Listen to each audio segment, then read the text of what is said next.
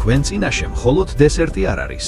ეს არის რთული საინჟინრო გათვლის შედეგი, რომელზეც 10 წლეულების განმავლობაში ნადირობდნენ. დაივიწყეთ ზღაპარი მაგიდაზე დარჩენილ კვერცხის ცილაზე.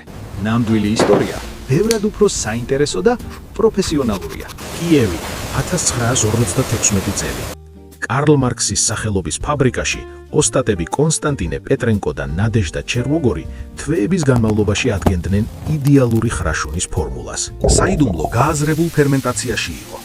ცილებს მთელი დღეღამე სითბოში აჩერებდნენ, რათა მათი სტრუქტურა უძლეველი გამხდარიყო. შემდეგ ინდური კეში, რომელიც მოგვიანებით ოქროსფერი თხილით შეცვალეს. მხოლოდ ასე იბადებოდა ის ლეგენდარული ტექსტურა. კრემი შარლოტი და ის ცნობილი წაბლის ტოტები. დესერტი, რომელიც კიევის სავიზიტო ბარათად იქცა. კიევური ტორტი იმის დასტურია, რომ ნამდვილი შედევრი შემთხვევით კი არა, სრულყოფილებისადმი ვნებით იქმნება.